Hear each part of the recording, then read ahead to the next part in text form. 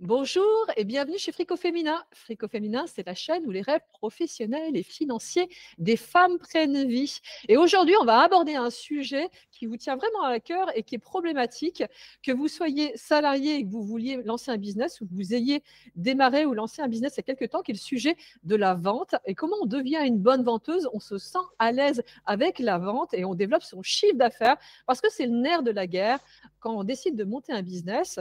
Vendre et faire circuler l'argent dans son entreprise, ça devient un sujet essentiel et sur lequel il faut se sentir à l'aise et libre.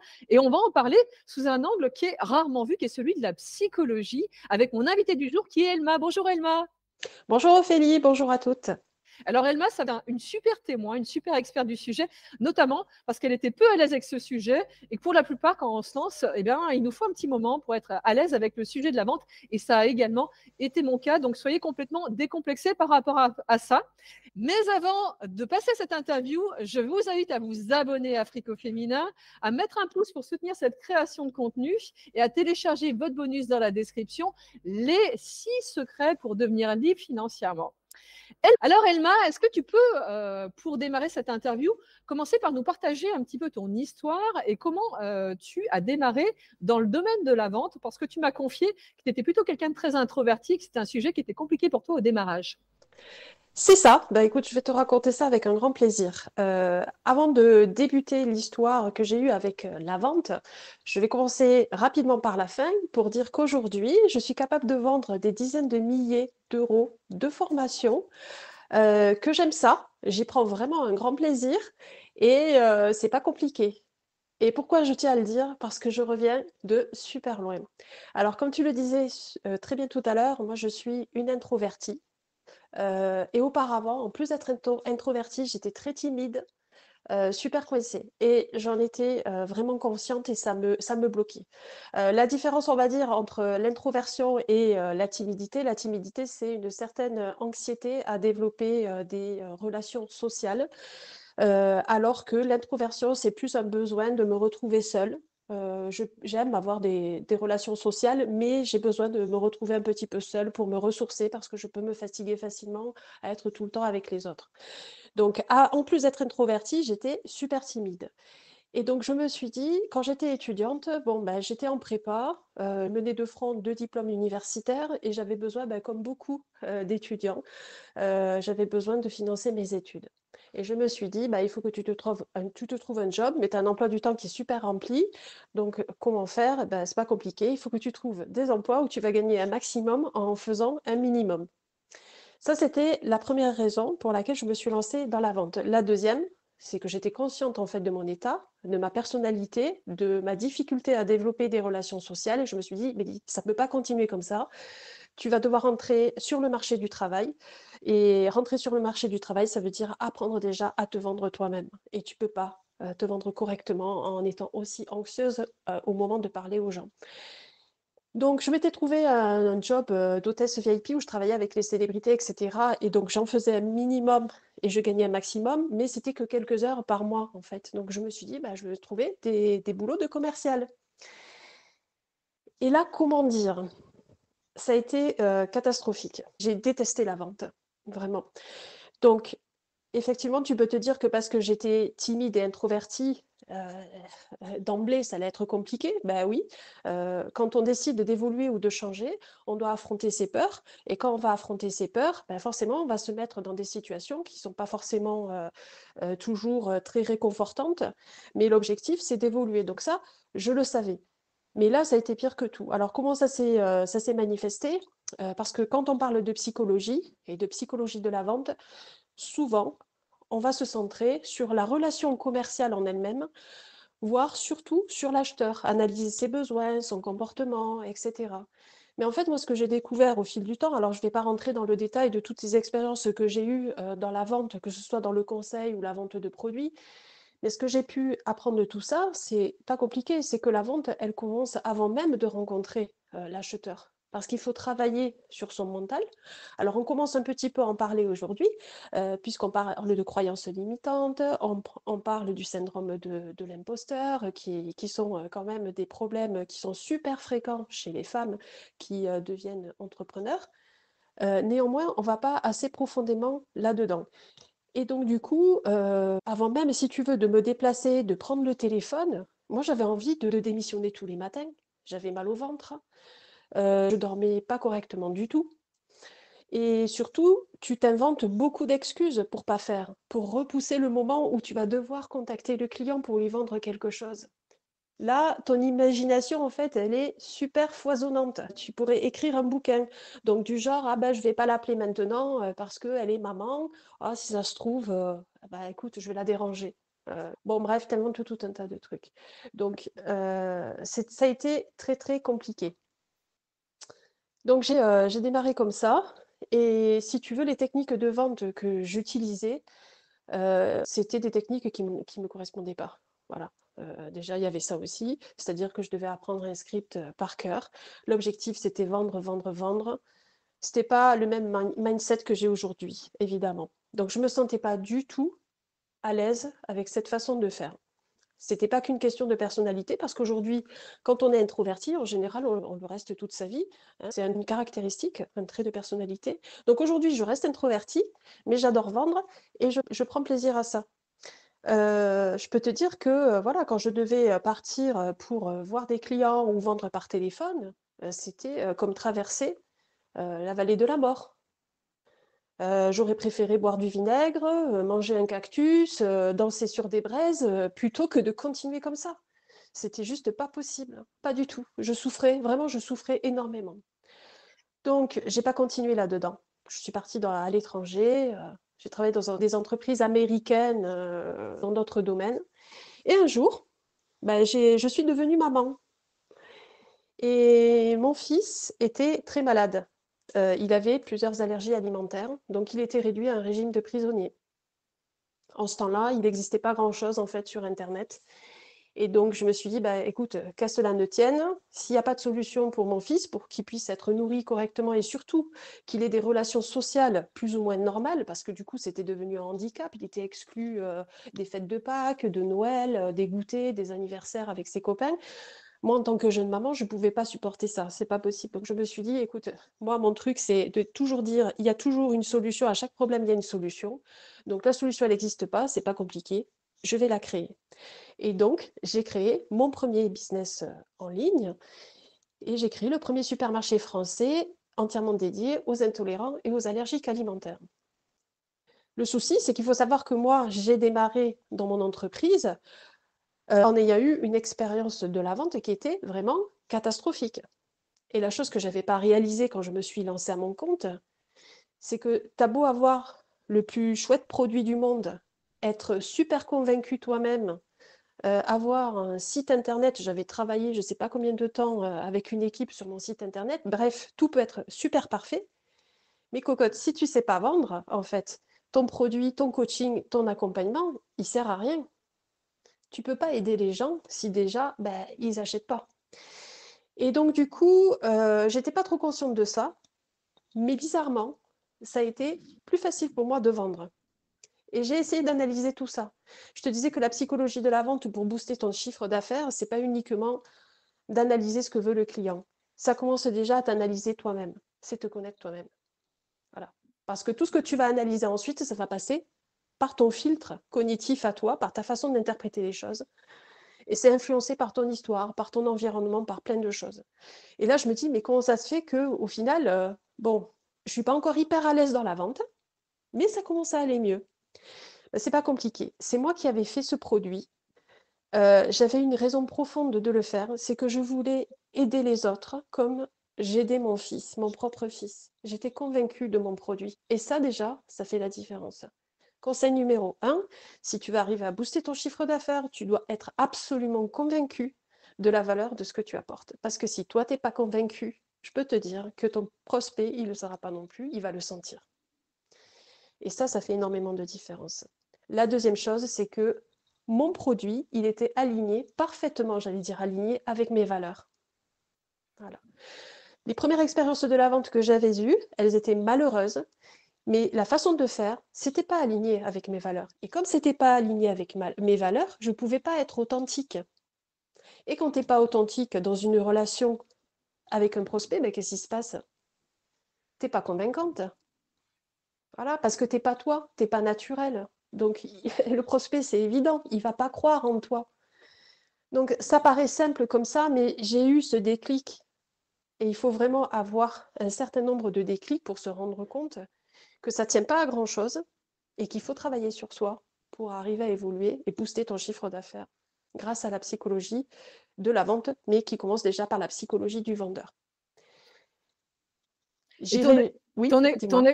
ton exemple, il est super intéressant par rapport à ça, parce que la plupart des personnes vont aller chercher des solutions à l'extérieur, c'est-à-dire il y a des techniques de vente, alors que la première des choses, c'est déjà de travailler sur la question de la confiance en soi, de l'alignement de ce qu'on fait avec nos propres valeurs et je dirais notre pourquoi profond, c'est-à-dire pourquoi est-ce qu'on a monté ce business, pourquoi est-ce qu'on propose ces produits ou ces prestations de services. Et c'est la fierté qu'on a à les proposer, parce que finalement, on crée de la valeur chez l'autre, et une valeur qui est supérieure au prix du produit ou de la transformation ou du service qu'on va proposer. Et ça, c'est vraiment une des clés pour être à l'aise avec ce sujet. C'est exactement ça, parce que tu peux faire une étude de marché et te dire, mais de quoi a besoin le marché? Et tu peux sortir un produit qui va correspondre parfaitement vraiment aux besoins des personnes. Ça peut être dans le coaching, dans la formation, chez les entrepreneurs, bref, peu importe. Tout le monde est capable de faire une analyse de marché. Par contre, le produit que tu vas sortir, est-ce qu'il te correspond? Est-ce qu'il correspond à tes valeurs? Les techniques de vente que tu vas mettre en place, est-ce qu'elles correspondent à ta personnalité? Est-ce que tu te forces beaucoup, pas beaucoup? Est-ce que tu as des émotions négatives? Quand on te dit la vente, qu'est-ce que tu penses? Qu'est-ce que tu imagines au moment de vendre? Donc, tout ça, c'est très important. J'irai même encore plus loin. On parle très peu de la psychologie de la vente chez le vendeur, qui commence même avant de vendre. D'accord? Je parlerai aussi de la psychologie de l'environnement du vendeur. On est toutes des entrepreneuses, des vraies, hein. On n'est pas là juste à faire, j'allais dire, comment dire, on ne fait pas les guignols sur Internet. On a une vraie entreprise, on a des vraies formations et on a une vraie vie. Et dans la vraie vie, il se passe quoi? Ben, il y a des hauts et des bas. Et il y a des personnes qui vont vivre des situations dramatiques, mais qui sont quand même là avec leur entreprise et qui doivent aller de l'avant. Moi, quand j'ai créé ma toute première entreprise en ligne, j'avais tout sur le papier, en fait, pour réussir. Une idée innovante. Ma société a été primée à plusieurs reprises. Je commençais à me sentir plus à l'aise avec la vente. Et pourtant, j'étais pas au top du top de la vente. J'ai pas fait tout ce que je peux faire aujourd'hui. Pourquoi? Parce que, sans rentrer dans le détail, j'ai dû naviguer en milieu hostile. Voilà. Il y avait des soucis dans mon environnement qui faisaient que je ne pouvais pas être pleinement moi-même. Je croyais l'être. Donc, c'est pour ça que sur mon blog, je tiens à parler aussi de tout ce qui va être la gestion des conflits, des relations toxiques, des troubles mentaux. Parce que parfois, on va se retrouver avec des personnes dans notre environnement, on ne va pas pouvoir comme ça dire, allez hop, forcément, je claque des doigts et je vais tout changer d'un coup. Il va falloir apprendre à gérer son entreprise dans ce type d'environnement. Et quand on a ce type d'environnement, on ne l'a pas forcément choisi, mais ça va influer sur notre chiffre d'affaires. Voilà. Donc la vendeuse, c'est quelqu'un qui fait partie d'un écosystème et il faut être capable aussi de donner les outils aux entrepreneurs comme toi et comme moi de pouvoir naviguer en milieu hostile. Oui, c'est extrêmement important la question de notre environnement psychologique, du fait d'être soutenu, parce que quelque part, quand on devient entrepreneur, c'est nous qui prenons les meilleures ou les pires décisions pour nous, et ça demande beaucoup d'énergie. Et pour pouvoir consacrer pleinement son énergie, eh ben, il faut se sentir aussi soutenu et dans un environnement positif qui nous permette de nous porter. Exactement, c'est ça. Donc ça, on entend très peu. J'ai fait des formations de vente, j'ai essayé de m'améliorer à ce niveau-là, mais tout ce chemin-là, je l'ai fait toute seule. Alors j'ai fait des études aussi en psychologie, puisqu'à la base, je voulais être psychologue, et donc je m'intéresse énormément aux relations humaines, au fonctionnement du cerveau. Donc mon objectif aujourd'hui, c'est vraiment d'aider toutes les personnes à être à l'aise avec la vente, parce que je suis passée de la haine et de la détestation, mais vraiment, hein, de la vente à l'amour. Si aujourd'hui je dis que la vente, c'est de l'amour, c'est un don de soi, c'est parce qu'il y a énormément de choses qui ont évolué en 15 ans de pratique et que j'ai pu travailler sur moi et sur mon environnement et j'ai pu constater en fait tout simplement les effets que ça avait sur mon chiffre d'affaires. On n'arrive pas à faire 10, 20, 30, 40, 50 000 euros de chiffre d'affaires toute seule en vente de formation s'il n'y a pas eu un travail, surtout quand on est introverti. qu'on a été super timide et qu'on était complètement coincé. C'est quand même un sacré chemin. Donc, c'est vraiment un message pour, voilà, d'espoir pour toutes les femmes qui nous écoutent aujourd'hui et qui se disent, bah, en fait, oui, Elma, ça se passait pas bien au début, mais aujourd'hui, elle arrive voilà, à vendre un truc de dingue. Et puis, en fait, j'y prends plaisir.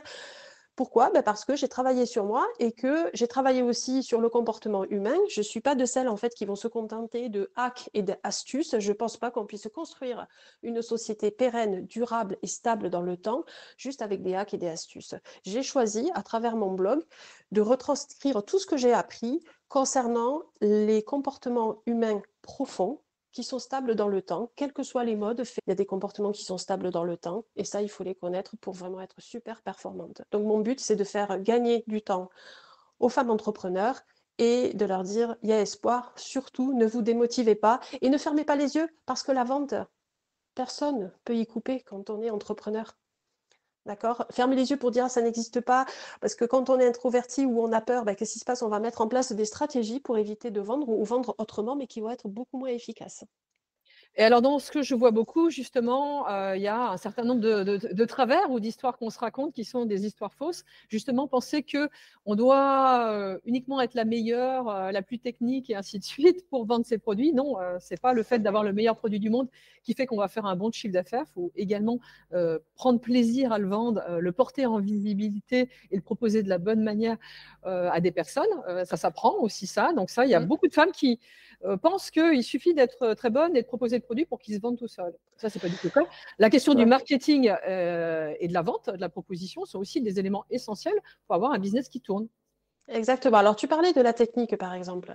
C'est une des raisons pour laquelle, moi, par exemple, j'ai vendu donc des formations premium, donc qu'on appelle high ticket. Donc, c'est des formations qui sont entre 2 et 5 000 euros l'unité, l'accompagnement. Donc, les gens ne lâchent pas l'argent comme ça, hein, en juste téléchargeant la formation. Et puis, non, ils ont besoin en fait de t'avoir au téléphone. Quand tu parles trop de technique, tu vas perdre le client. C'est pas ça qui l'intéresse en fait. Tu vas perdre le prospect, pardon. C'est pas ce qui l'intéresse réellement. Ce qui l'intéresse réellement, c'est que lui, il te voit comme un sauveur, comme une sauveuse. Il a un problème. Il s'en sort pas avec son argent. Il est endetté alors que peut-être il gagne super bien sa vie. Il n'arrive pas à gérer ses finances. Il n'arrive pas à avoir ou elle n'arrive pas à avoir des relations amoureuses satisfaisantes. Une personne a une super idée au niveau de son entreprise et puis au final, le chiffre d'affaires ne décolle pas. Ils ont une vraie douleur. Et l'objectif, en fait, de la vendeuse, de la coach ou de la formatrice en ligne qui va vendre sa formation, c'est de comprendre quelle est cette douleur. C'est aller profondément dans les peines.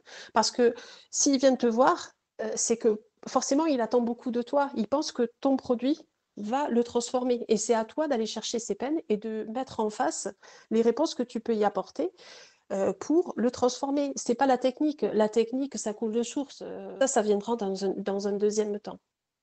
Voilà. Oui, il y a beaucoup de personnes qui insistent uniquement sur le processus et le comment, on va dire c'est la dérive de l'expert quelque part, et absolument pas sur les leviers émotionnels qui est quelles sont nos aspirations profondes quand on a envie d'acheter quelque chose.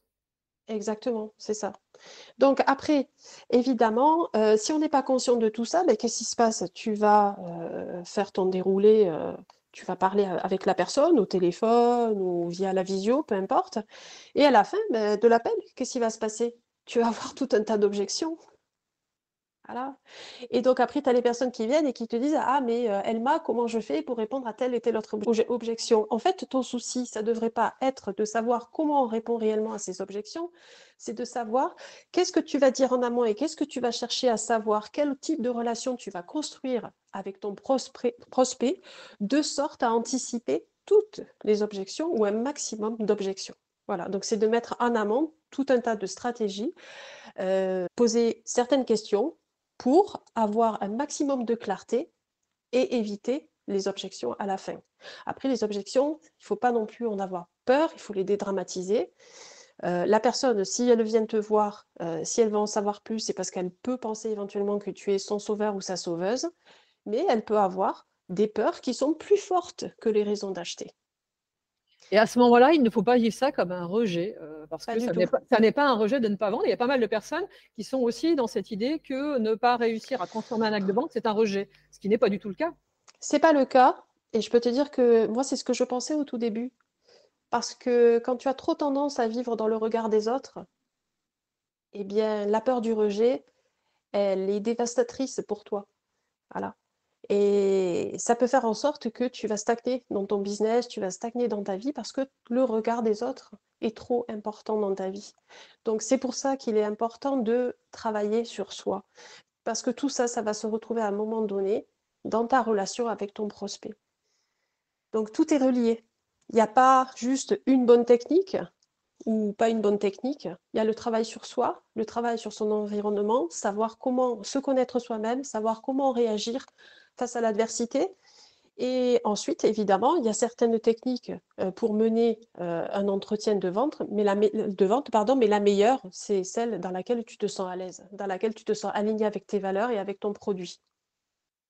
Et il y a également la question de la relation à l'argent. Alors, il y a énormément de femmes. Inconsciemment, les femmes, on associe la féminité en France aux soins, aux dons et à la gratuité. C'est très ancré dans notre société. C'est lié à la religion, à des évolutions sociologiques et à la place de la femme dans la famille.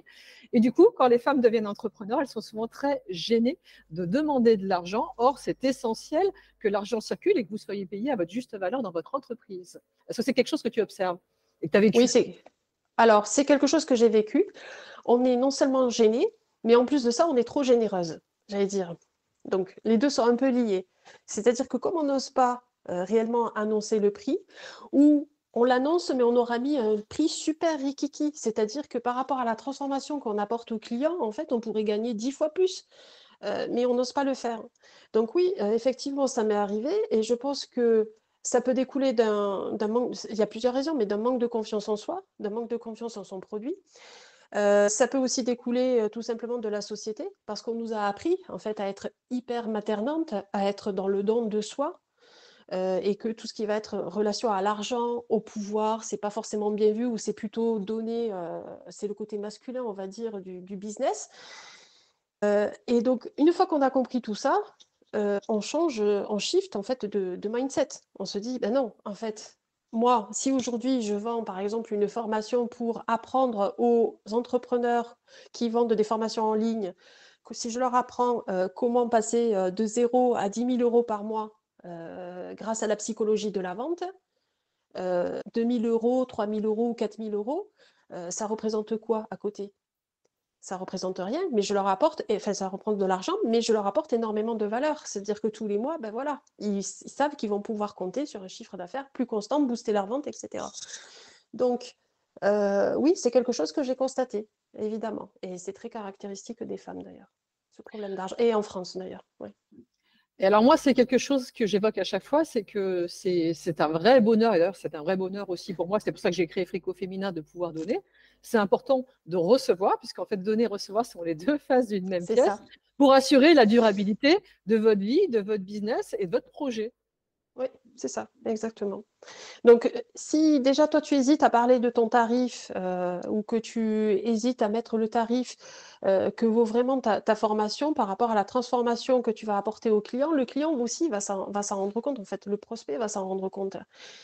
Et le souci, c'est que la plupart du temps, quand tu as l'objection c'est trop cher à la fin d'un entretien, c'est que tu n'es pas arrivé à démontrer la valeur de ce que tu proposes. Et la valeur de ce que tu proposes, eh ben, c'est comme ça se voit aussi dans le prix que tu proposes. C'est pas pareil. Et pourquoi il y a des gens qui vont acheter des montres à 10 € et d'autres qui vont acheter des montres à 15 000 €? Voilà. Pourquoi? Ben parce qu'en fait, le client, tu vas t'adresser à ses émotions et ensuite le cerveau du prospect va le justifier par la logique. Mais dans un premier temps, tu vas parler au cœur du prospect, à son problème, à ce qui le peine énormément. Et ensuite, il le justifiera avec des raisons logiques.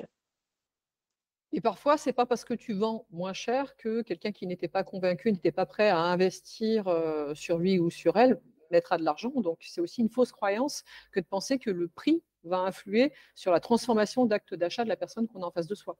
Voilà, exactement, je suis tout à fait d'accord et c'est pour ça que je citais l'exemple des montres ou même des sacs. Tu peux avoir des sacs à 10 € qui seront achetés, des sacs à 15 000 balles qui seront achetés. Mais pourquoi? Parce qu'on a créé de la valeur autour de tout ça, on a créé un monde et on parle aux émotions des gens. hein. On construit en fait un monde autour de ça et on parle aux émotions des gens. Et ensuite, t'inquiète pas, si tu as parlé à la bonne émotion au bon moment, le cerveau, il va trouver des justifications d'acheter telle montre alors qu'elle est 10 fois plus chère ou 30 fois plus chère, d'acheter tel coaching alors qu'il est plus cher que celui du voisin qui est à 97 euros. Ça, faut pas s'inquiéter, le cerveau, il fera son œuvre tout seul. Un autre travers que je vois chez pas mal de femmes, c'est cette volonté d'aider tout le monde. Quand on devient entrepreneur, mieux vaut cibler des personnes qui ont véritablement envie d'acheter nos produits et nos services. Exactement, c'est ça. Donc, c'est la raison pour laquelle moi j'aime bien l'école de vente. C'est-à-dire que tu proposes ta formation en ligne ou ton coaching en ligne et moi j'aime bien prendre rendez-vous, enfin que le prospect prenne rendez-vous avec moi. Parce que pendant l'entretien, il est important d'avoir des réponses sur ce que j'appelle la clarté. C'est-à-dire quel est l'objectif du prospect et est-ce que tu sais que tu vas pouvoir répondre à cet objectif-là, oui ou non. Et là, c'est l'honnêteté, c'est l'intégrité de la vendeuse qui est au téléphone qui doit entrer en action. Tu ne dois pas créer de fausses espérances chez le prospect. Tu ne dois pas vouloir aider tout le monde. Tu dois être honnête d'abord avec toi-même. Et ça fait partie des valeurs aussi que moi je transmets quand je forme des coachs à la vente.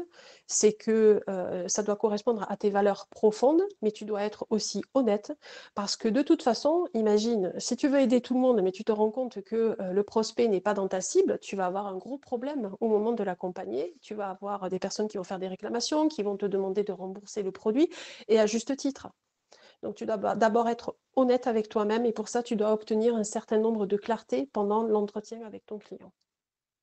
Du coup, on a évoqué beaucoup de choses par rapport à ces questions de psychologie, de vente, de la manière dont on doit d'abord travailler sur nous, parce qu'en fait, ça vient de là, hein, devenir une bonne vendeuse quelque part, c'est être à l'aise avec le produit, le service, l'acte de vente. Et pas mal de personnes passent à l'entrepreneuriat sans travailler ce sujet. Et moi, j'insiste sur le fait que c'est essentiel. C'est ça, exactement. Alors moi, personne ne me l'a dit, je l'ai découvert au fur et à mesure et j'utilise souvent le journaling pour entrepreneurs. Donc c'est un journal dans lequel je vais écrire mes émotions, mes pensées, les actes qui découlent de ces émotions et de ces pensées. Et en fait, tu les écris, déjà tu prends du recul par rapport à tes émotions. Ça te permet de ne pas prendre de réaction non plus parfois à chaud. Il faut savoir s'arrêter, écrire. Et puis après, plusieurs jours après, quand tu relis ton journal, alors moi j'utilise une application sur Internet qui est gratuite, hein, qui s'appelle Day One. Quand tu te relis, tu arrives à repérer tes schémas de pensée, tes schémas de comportement. Voilà. Donc il y a des techniques particulières, mais tu te rends compte tout simplement, ah bah ouais, j'ai remarqué qu'à chaque fois, au moment de prendre le téléphone, j'avais telle émotion, etc. Alors pourquoi je me raconte ces histoires-là? Et en fait, tu essayes de revenir en arrière, et des fois, c'est parce qu'on t'a fait une réflexion à l'école, des fois, c'est parce que c'est ton environnement familial qui t'a fait croire que tu n'étais pas capable. Ça peut être tout un tas de raisons. Mais le journaling pour entrepreneurs est un exemple, et surtout pour les personnes introverties comme moi, qui aiment bien se retrouver un petit peu seules, eh bien tu écris et tu repères tes schémas de pensée.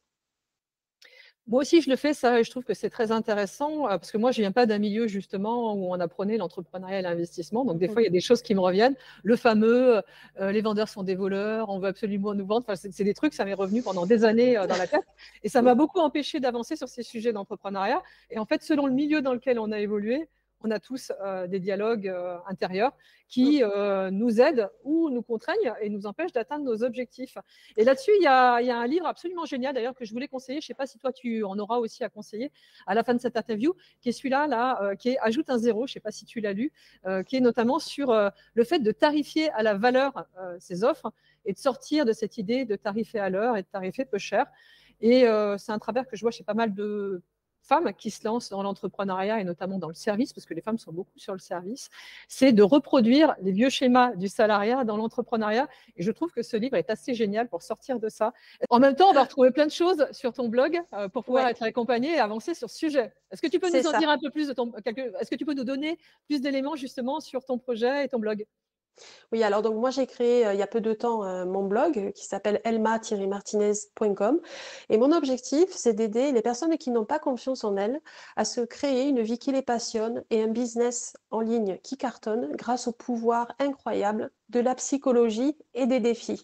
Mon objectif c'est vraiment de vulgariser tout ce que j'ai appris pendant mes études de psychologie, mes différentes lectures, etc.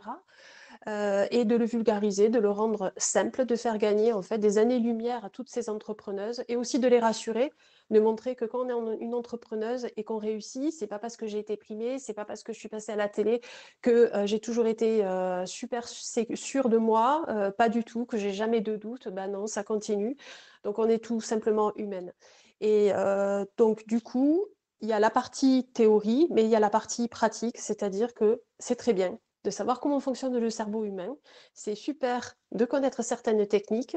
C'est très bien d'entendre tout ce que je dis aujourd'hui sur c'est quoi la psychologie de la vente et comment ça peut booster ton chiffre d'affaires.